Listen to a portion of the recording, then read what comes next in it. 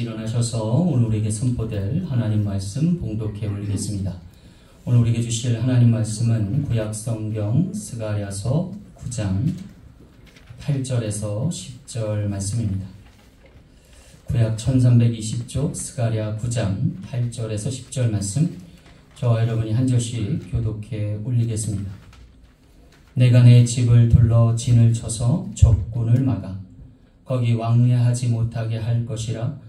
포악한 자가 다시는 그 지경으로 지나가지 못하리니 이는 내가 눈으로 친히 봄이니라. 예루살렘에 따라 즐거이 부를지어다. 보라, 내 왕이 내게 임하시나니 그는 공의로우시며 구원을 베푸시며 겸손하여서 나귀를 타시나니 나귀의 작은 것 곧 나귀의 새끼니라. 함께 읽겠습니다. 내가 에브라임의 병거와 예루살렘의 말을 끊겠고 전쟁하는 활도 끊으리니 그가 이방 사람에게 화평을 전할 것이요 그의 통치는 바다에서 바다까지 이르고 유브라데 강에서 땅끝까지 이르리라. 아멘. 잠시 기도하시고 말씀 전하겠습니다. 참 좋으신 아버지 하나님, 오늘도 생명의 말씀 증거케 도와주옵소서. 우리 심령의 마음판에 새기게 하시고 그것으로 양식을 삼아 한 주간에 뿌리 내릴 때 귀한 결실로 풍원케 하시며 승리케 도와주옵소서. 이 시간도 주님을 배울 수 있는 귀한 음성 듣기를 소망하며 걸어가신 예수님 이름으로 간절히 기도하옵나이다. 아멘. 할렐루야. 요새 세상이 참으로 어지럽습니다. 아니 위태롭기까지 하다 하겠습니다. 어쩌면 미국이든 바다 건너 한국이든 전 세계적으로 예외 없이 혼돈과 혼란이 지속되고 있습니다. 무엇 때문일까요? 누구 잘못일까요? 사람들은 하나같이 정치가 문제라고 합니다. 과연 그럴까요? 노자의 도덕경이란 책에 보면 세상에 존재할 법한 4가지 형태의 정치 형태를 소개하고 있습니다. 첫 번째, 가장 낮은 단계의 정치는 주로 군주가 폭력과 완력을 통해 다스리는 유치한 정치 형태를 말합니다. 그리고 둘째는 군주가 엄격히 법을 세우고 그 법대로 나라를 관장하고 다스리는 법치에 준하는 정치를 말합니다. 세 번째는 군주가 사리에 맞게 도를 행하고 긍휼과 자비로 덕을 베풀어 백성들을 유택케 하는 덕치라고 말합니다. 그리고 마지막 4번째는요, 공교롭게도 사실 누가 군주인지 또 어떻게 백성을 다스리는조차 인식하지 못하지만 태평성대가 이어지는 무치라고 합니다. 이 세상 모든 나라가 아마 이 4 범주에 속하지 않나라는 생각하는데, 그렇다면 하나님 나라는 어떠한 다스림이 유효한 것일까요? 오늘 본문 말씀에서 그 하나님의 나라와 그 통치를 가늠할 예언의 말씀을 하나 소개해 주고 계십니다. 그래서 오늘 10절 말씀에 요약되는데요.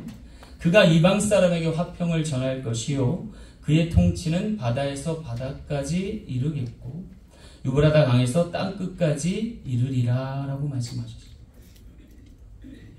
한마디로 말하면 그리스도를 통해 이루어질 하나님의 나라를 말씀해 주고 계시는 거예요.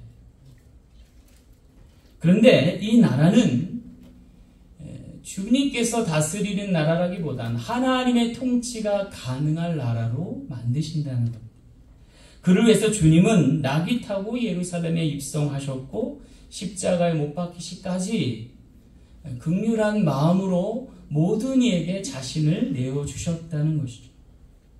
이것은 어디까지나 자신의 통치를 위함이 아니라 하나님의 통치를 실현코자 하는 것. 하나님의 다스림을 위해 자기 자신을 부인하고 자기 십자가를 지고 나귀 같은 삶으로 일관하셨다는 거죠. 요새 시대의 말로 말하면 주님은 통치자가 되시기보다 플랫폼이 되어주시는 거예요. 그래서 모든 이들이 그 안에서 하나님 나라를 경험케 하신다라고 합니다. 어쩌면 이 시대의 교회가 그러한 역할을 해야 되지 않을까라는 생각을 해봐요. 세상을 통치하는 군주와 같은 교회가 아니라 세상을 이롭게 하고 유익하게 하는 플랫폼과 같은 교회가 되어준다. 그곳에서 많은 사람들이 주를 찾고 많은 이들이 하나님을 경배하고 경외하는 세상으로 나아가길 소망하신다. 바라기는 우리 사랑 장로교회가 그 하나님의 나라와 그의 다스림 가운데 갈 수 있는 축복된 교회 되길 간절히 소망합니다. 자, 그렇다면 하나님께서 그의 나라를 통해 그의 교회와 주님을 통해서 역사하실 것은 무엇일까요? 말씀을 통해서 귀한 깨달음을 얻는 저와 여러분 되시길 간절히 소망합니다. 첫 번째 축복은요, 하나님의 눈이 되어 보게 하심입니다. 오늘 8절 말씀 후반절 볼게요. 포악한 자가 다시는 그 지경으로 지나가지 못하리니 이는 내가 눈으로 침이 보민이라 그랬어요. 여기 선지자 스가랴는요, 풍전등화 같은 위태로울 지경에 처한 예루살렘 성을 내다보고 있습니다. 주목할 것은요, 포악한 자의 출입을 금하여 그 지경으로 지나가지 못하게 하겠다는 표현이에요.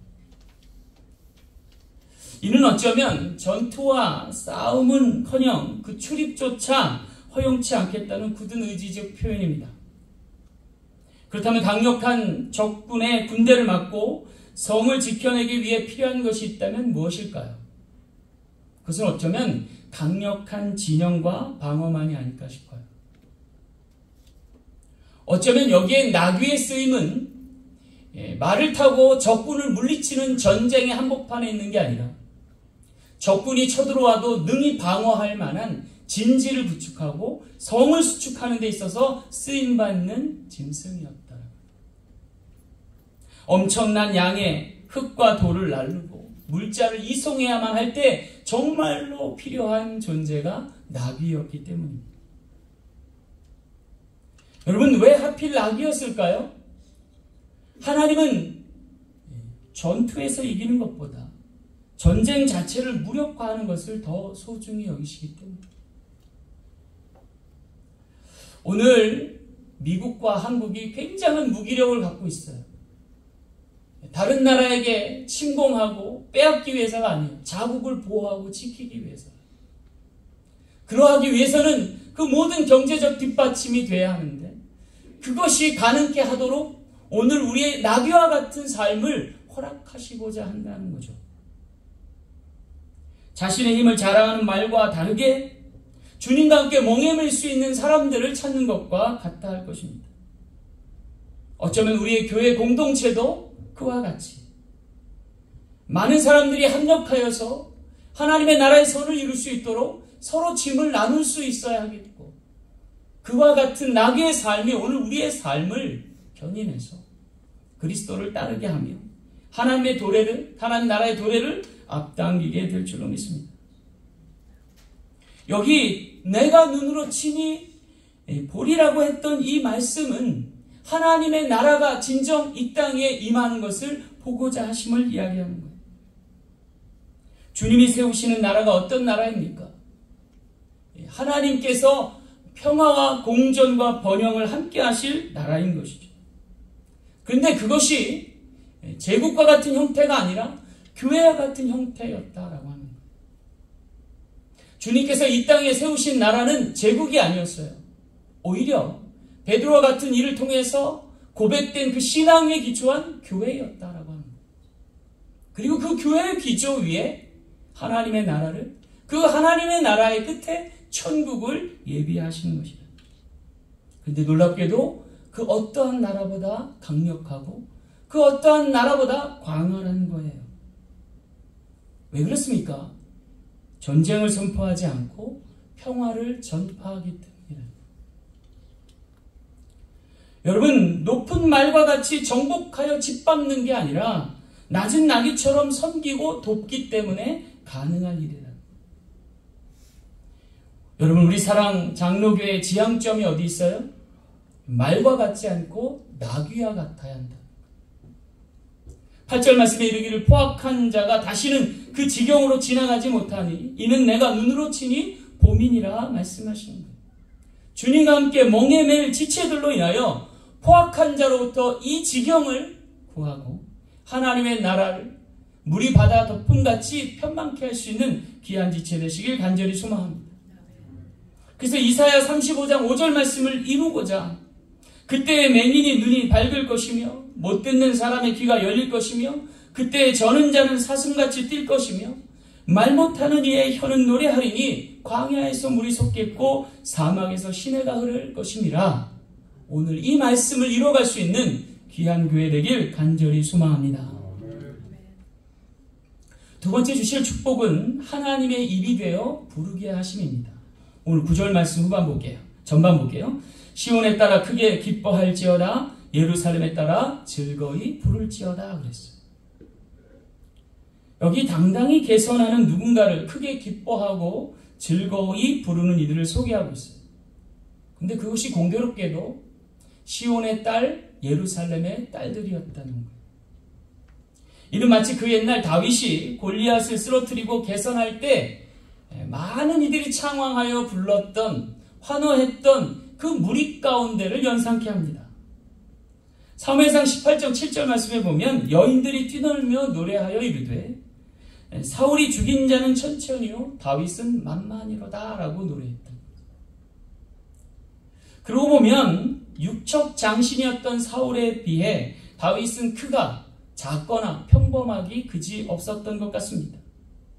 어쩌면 그가 소년이었으므로 아직 키가 다 자라지 않은 상태였는데 그런 그와 사울을 비교하는 것은 비견 부당하다 할 것입니다. 그럼에도 불구하고 다윗을 찬양했던 이유가 뭐예요? 다윗이 쓰러뜨린 자는 구척 장신의 골리앗이었어요. 사울이 180 이상의 키였다면 골리앗은 2m 70에 달하는 거구였던 거죠. 시온의 딸들과 예루살렘 딸들이 크게 기뻐하고 즐거이 불렀던 이유가 여기 있었던 거죠. 그것은 다른 것이 아니었어요. 작은 일을 통해서도 하나님이 크게 역사하실 수 있는 것을 보았기 때문이다. 어쩌면 그것이 하나님의 통치 방식이고 하나님 나라의 운영 방식이 아닌가라는 생각이에요.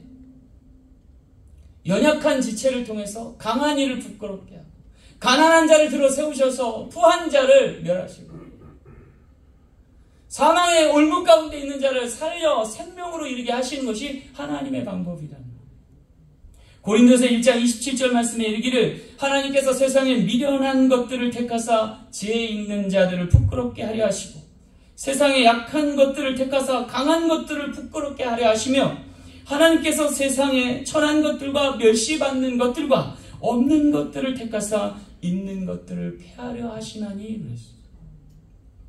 왜 이렇게 하나님 하시는 걸까요?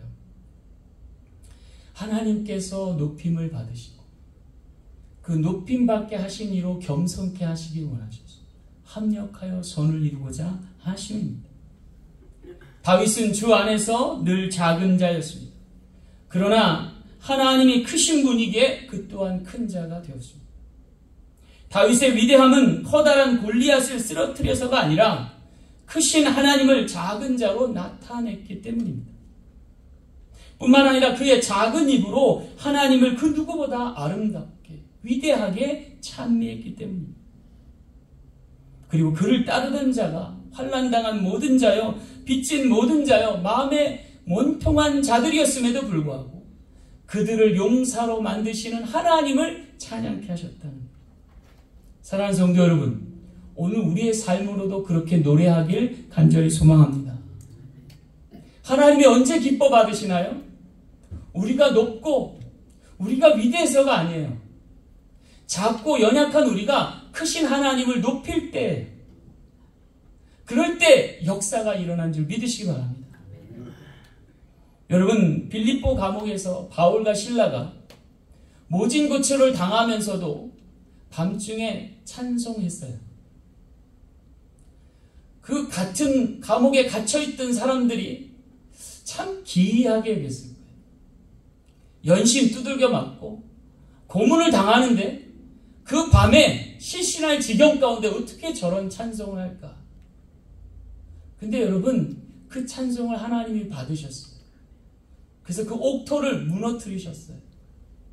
착고가 풀어지게 하셨어요. 그런데 바울과 실라는 도망가기 바쁘지 않았어요.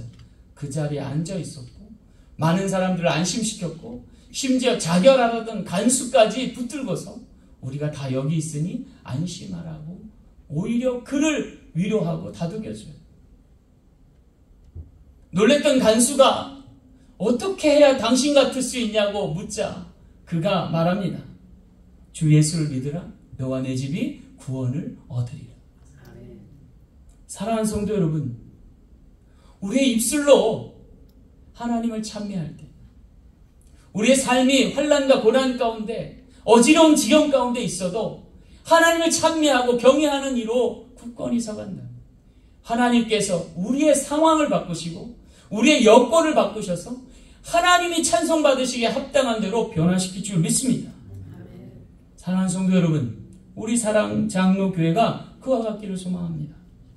어렵고 힘든 이 시기에 시리와 좌절과 낭만과 낙심 가운데 있지 않고 오히려 하나님을 찬송할 수 있는, 하나님께 영광이 될 수 있는 귀한 지체 되어서 거룩한 부르심에 참여하여 축복 얻는 귀한 지체 되시길 간절히 축원합니다. 마지막 세 번째 축복은 하나님의 발이 되어 전하게 하심입니다. 오늘 10절 말씀 한번 볼게요.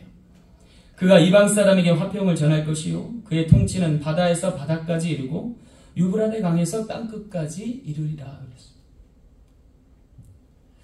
여기 그야말로 태평성대의 나라의 모습을 보여주고 있습니다.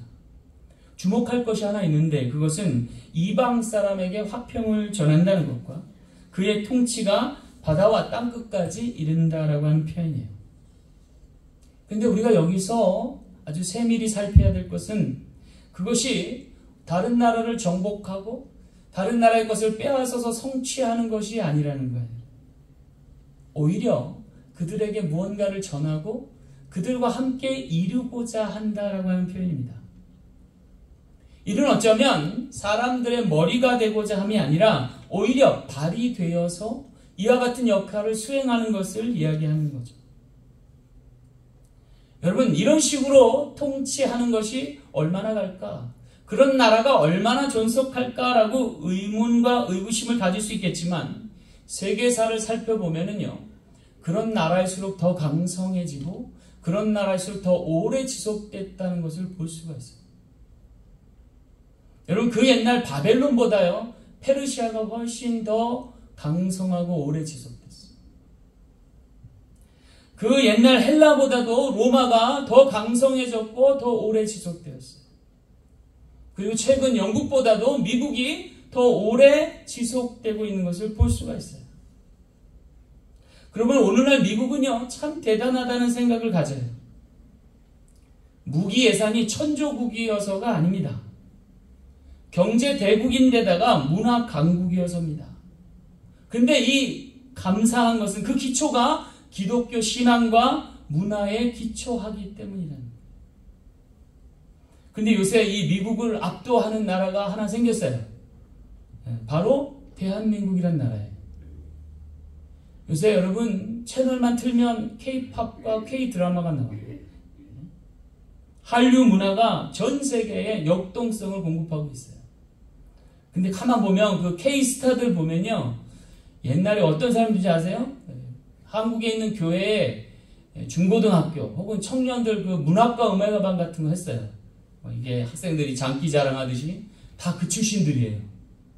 무려 50%가. 그때 교회 나와서 자신의 끼를 발산하면서 하나님 찬양하고 예배하고 경배하고 또 많은 재밌는 연극과 찬양했던 사람들이 그 사람들이에요. 여러분, 이러한 놀라운 은혜가 자리할 때 세계의 곳곳에 하나님의 나라의 도래를 강하게 역사하게 된다는 거죠. 거기에 우리가 복음을 실었으면 좋겠다는 거예요. 하나님의 말씀의 역사와 함께 했으면 좋겠다는 거예요. 그러면 하나님의 메시지가 전 세계 곳곳에 이를 줄로 믿습니다. 여러분, 지금도 교회는요, 이 선교적 사명을 띠고 세계 나라 곳곳에 이루고 있어요. 여러분, 미국과 한국이 세계를 주름잡는 이유가 뭔지 아세요? 많은 나라에게 많은 것을 공급하기 때문이에요. 자기만 독식하고 잘 살려는 게 아니라 함께 더불어 살아가려고 애를 쓰는 나라이기 때문이 아닐까 싶습니다. 그것이 이사야 52장 7절 말씀과도 맥을 다했어요. 좋은 소식을 전하며 평화를 공포하며 복된 좋은 소식을 가져오며 구원을 공포하며 시온을 향하여 이르기를 내 하나님이 통치하신다 하는 자의 산을 넘는 발이 어찌 그리 아름다운가 내 파수꾼들의 소리로다 라고 하셨습니다. 여러분, 좋은 소식을 전할 수 있는 우리 복된 자의 발이 되길 간절히 소망합니다. 하나님께서는 그것을 아름답다라고 말하십니다. 여러분, 주님은 이와 같이 우리의 발에 주목하셨어요. 최후의 만찬을 기로하시고 예수께서 제자들과 함께 치루신 의식이 하나 있는데 그것이 세족식이에요. 요한복음 13장 4절 말씀에 보면 저녁 잡수시던 자리에서 일어나 겉옷을 벗고 수건을 가져다 허리에 두르시고 이에 대야에 물을 떠서 제자들의 발을 씻기시고 그 두른 수건으로 닦기를 시작하여 베드로가 이르되 내 발을 절대로 씻지 못하시리다 하시니 내가 너를 씻어주지 아니하면 네가 나와 상관이 없느니라 하셨습니다. 왜 제자들의 발을 씻어주셨을까? 그것은 저들이 복음을 들고 산을 넘을 자들이었기 때문입니다. 그 전하는 자의 발이 아름답다 하셔서 손수 닦아주신 거예요. 사실 발을 닦는 것은 종이 상전을, 제자가 스승을 위하여 하는 행위입니다. 그런데 주님께서는 하나님 나라의 통치와 하나님의 복음의 역사하는 현장에 있을 제자들을 향하여 그들의 발을 닦아주셨다. 그만큼 하나님의 통치하심이, 하나님의 다스리심이 오늘 우리를 통해 수반될 것을 기뻐하시고 기꺼이 온유하고 겸손한 마음으로 그의 수발들을 들어주셨던 것이죠. 사랑하는 성도 여러분, 오늘 우리가 그 대열에 동참하기를 간절히 소망합니다. 하나님의 말씀을 담지하여 전할 이들이 그 발을 가지고 전 세계 방방곡곡을 다니며 복음 전하는 날을 하나님이 또한 손꼽아 기억하신다는 거예요. 오늘 우리가 그 전하는 자의 발이 되어서 그 복되신 말씀 증거할 수 있는 우리 모두 되길 간절히 소망합니다. 바라기는 올해 우리 사랑 장로교회도 멕시코 선교의 문을 열고 복음의 기치를 들고 우리가 친히 가서 복음 전할 수 있기를 간절히 소망합니다. 그러하기 위해서 주님은 오늘도 우리를 섬기신 것처럼 우리가 또한 그들을 섬겨서 복음이 온 세계에 땅끝까지 이르러 전파될 수 있고 그를 통해서 구원하는 많은 영혼들이 더함받는 귀하고 복된 역사 있기를 간절히 소망합니다. 말씀을 맺겠습니다. 오늘은 종려주일입니다. 주님이 예루살렘에 들어가셨을 때 어린 새끼 나귀를 타고 입성하신 날을 기념하는 날입니다. 헌데 당시 로마의 시대였고 예수님보다 앞서 왔던 시저라는 황제가 루비콘 강을 건널 때에 군마를 타고 입성했던 것과는 대조적인 모습을 보여주고 계세요. 가이사 시저는 어쩌면 위풍당당의 힘을 앞세워 세상을 정복하며 로마를 제국의 반열에 올려놓았다 할 인물입니다. 그렇게 시저는 어쩌면 이 땅에 제국을 세우길 원했던 것 같습니다. 그런데 여러분, 그의 나라가 지금 어디에 있습니까? 반면에 주님은 이 땅에 제국을 세우기 시다보다 우리 마음에 천국을 임하게 하시고자 원하셨다는 거예요. 하나님께서 통치하시고 다스리는 하나님의 나라가 도래하길 원하셨다. 그 나라를 위해서 자신은 나귀를 타고 입성해도 좋고 십자가를 지고 골고다를 오르셔도 무방하다 생각하셨습니다. 그리고 마침내 길이 되어주시고 진리가 되어주시고 생명이 되어주셔서 오늘 이와 같은 번영의 세계를 허락하셨습니다. 이 세계가 여전히 심판 가운데 있지 않고 또다시 구원의 날들을 연장해가는 이유가 뭡니까? 주님이 이 땅에 오셔서 말로 정복하는 것이 아니라 나귀로 섬기셨기 때문이고 우리에게 참 진리와 참 생명의 길을 보여주셨기 때문입니다. 이제 오늘 우리도 주님과 똑같이 자신을 부인하고 내 십자가를 지고 주님 따라서 그의 나라를 이루어갈 수 있는 그의 의를 전파할 수 있는 우리 모두 되어지길 간절히 소망합니다. 한 주간, 고난 주간 가운데서 주님을 깊이 묵상하면서 그의 나라를 갈망하며 우리 삶 가운데 임하시는 주님을 노래하며 참여할 수 있는 우리 모든 지체 되시길 간절히 소망합니다. 기도하겠습니다. 참 좋으신 아버지 하나님, 하나님의 나라가 도래하며 우리나라, 우리 가운데 임재하며 하나님의 나라 역사하시기를 소망할 때 낙이 새끼를 타고 예루살렘을 향하여 죽기까지 낮아지고 복종하신 주님의 모습을 담게 하시고 고난과 환난을 통해서도 축복하시는 하나님의 역사를 보게 하는 저희 모든 지체 되게 하여 주옵소서. 감사드리며 거룩하신 예수님 이름으로 간절히 기도하옵나이다. 아멘.